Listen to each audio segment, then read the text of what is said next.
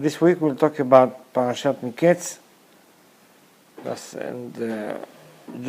Yosef is arrived to Egypt, and of course he was in the jail.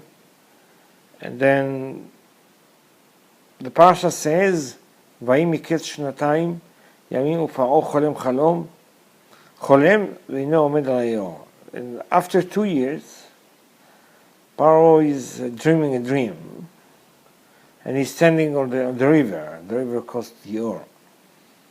And we're talking about the time, he's accounting the time of 2 years from when? 2 years from the time that Yosef was in the jail and arrived to Egypt. Because we see that the purpose of all that time really is Yosef's mission to prepare Egypt to get all the Jewish souls coming to Egypt to be able to clean up before they go to get the Torah. So that's the accounting the time from the time that he arrived to Egypt, and that's the time that the Torah is accounting. So we can see how important it is Yosef's work that he is doing in Egypt. And what Pharaoh is dreaming, he have 2 dreams, and suddenly Pharaoh wake up, and he said, "Wait, it was a dream." But for him, at that moment, it looked like a real thing. That's why the Torah said he wake up and it is a dream. It was so real for him, it was absolutely knows. He was so excited that in the morning, he called all the people that I can say the smart people that they have in the country, trying to solve. He told them all the dreams, and who looked somebody to solve it, to understand what does the dreams mean. It come twice. Both of them have the same meaning. The 7 bad, swallowing the 7 goods, either in the wheat or either in the cows, and what to do. And no one solved it. Suddenly, the minister of the drinks remember what's happened with Yosef. And he's coming to in front of the Pharaoh. He said, "I'm going to tell you something that I did bad. You remember that you threw me and I was in the jail? It was their guy that I was there with the other minister, and that boy that he was there, he solved us our dreams. That was exactly what's happened there. Maybe he can help us." Pharaoh is sending people to Yosef, changing his clothes, shaving him, cleaning him, taking to the bath, of course, looking shining, and bringing to the Pharaoh. And he's immediately telling his stories. And he told him, "Listen, I dreamed, maybe you can solve it." Yosef, as usual, and he says, "Without God, I can't. God solves, and I hope it's going to be for peace for you, for Pharaoh." And then we see, and he said that I told all the smart people there what to do, and none of them have the solution. Yosef is saying that what God gave him, that's what he's saying to Pharaoh. And you dreamed it twice because it is the real one. It's a sign for us. When you dream the same dream again and again, it's a real dream. Because in the dreams, we have some fake dreams. And not only that, the point you can see that the dreams, we have to understand the signs in the dream to be able to know which of them is the good one, which of them is the bad one, and who is really solving the dreams. So we see on the Mefarshim books who is solving the dream, make it happen. It means on the way that the guy who is solving the dream That is going to be the solution. Even if the dream was different. If the dream was not so good, and somebody came to me and said, I dreamed this dream, and etc., and I solved it for good, good things will happen. And if I solve it for bad things will happen. So the solution of the dream is going by the solver. Who is solving the dream is following him.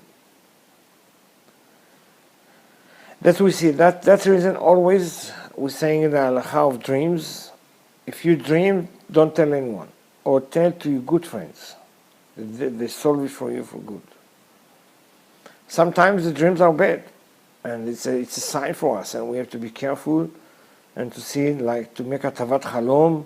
What is that? Atavat halom is if I dream a bad dream, and I know it's not good, or somebody told me that it's not good, so I want to make it good. So I have to make, during the day, to make a tzedakah and thank for that, or in front of some people, they are going to say some psukim to make a tavat halom. Or even fasting. For example, if somebody is dreaming that his teeth is falling off, he has to fast in that day. Teeth is coming off is a very bad sign. But you have to know when it's coming. If it's in the middle of the night, it's different. Close to the morning, it's different. You have to know how to solve it. Even this, let's go and give you another example. If you see snake in your dream, you wake up like terrified, snake all over us, and you think there's a snake next to you in the bed, and you're afraid to come off from your bed because you think there is a snake there, etc., etc. From the dream, snake basically is money. So if you're dreaming snakes, it means you're going to get some money. On the Farshim asking why they made it as a snake. Why God didn't do it like it's good things? Show me George Washington, I'll be happy. In my dream, or show me a Chaim Nachman Bialik, and I see that. The answer is that the snake have 2 points, and 2 sides. One side, he can help you, but on the other side, he can make you damage. Sometimes even kill you. Depends what you do with that. So it's nice, but be careful. You have to know how to handle it. Handle it carefully, because money is dangerous.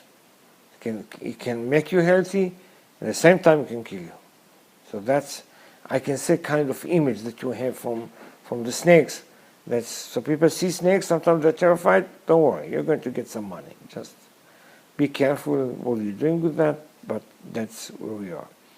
So dreams is not something that it's have a logic in our mind. It's have its own logic.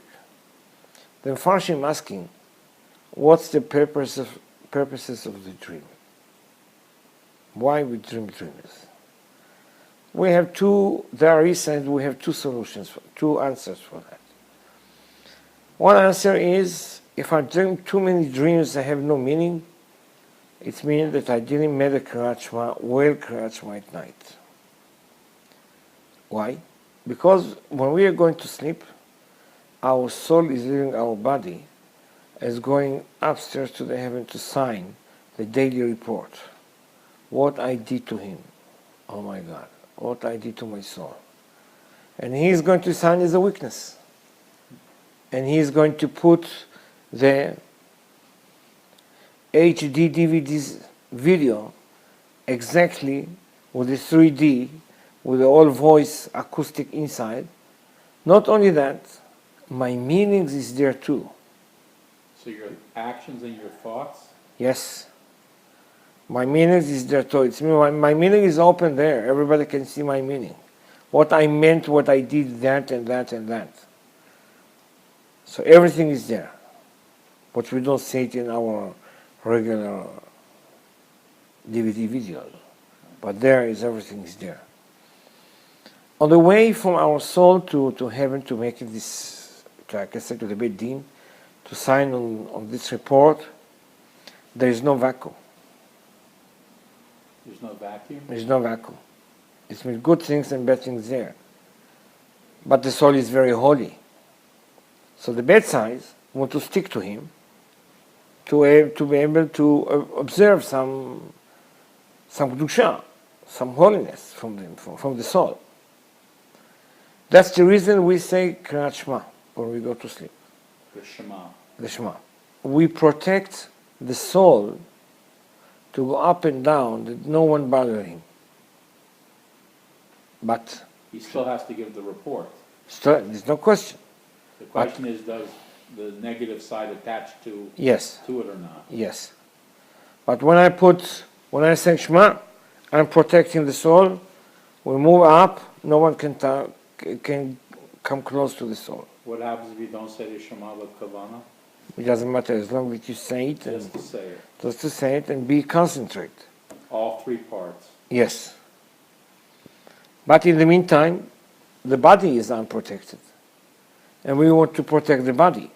So that's the reason he said the pasuk, הנה מיתתו של שלמה, 60 גיבורים סבלם גיבורי ישראל, כולם אחוז חרב ולידי מלחמה, איש חלבו על ירחו מתחת ירחו. What does that mean? That we put 60 guards around the body to protect the body. Have the sword next to them, and they're keeping the body.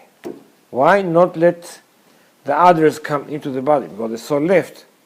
So it's coming like the holiness left. So there's no holiness. So they can even go inside. So no, they protect it by this pasuk we saying.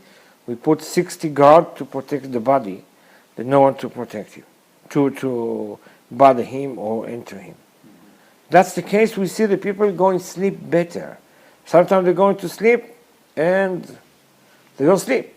They feel like tired, like a fight. They wake up in the morning like they fight all night, and here we see it. That's the way to protect it. But sometimes the soul want to give us some information, want to transfer us something because they know the truth, and they know the whole truth, and they went upstairs, and upstairs everything is open. They can see everything there on the true word. So sometimes they want to give us some information, what's happening there, and they transfer it to us in the dream. But on their way, not in our way, in their way. So we have to understand their way, how they pronounce it, which details are there. So we have to recognize in our side what is the right. Sometimes it's a fake.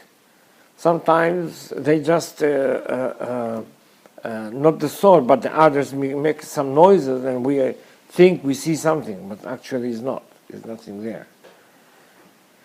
So this we see, this is an open, and I can say an open gate to the upper world that the soul is giving us is the dream.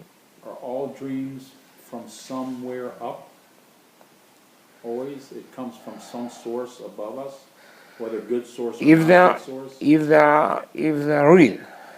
And if they're not real? If they're not real, they have no meaning. It's coming from the bad side. It can be from anywhere. But not from just the subconscious, Yes. no connection?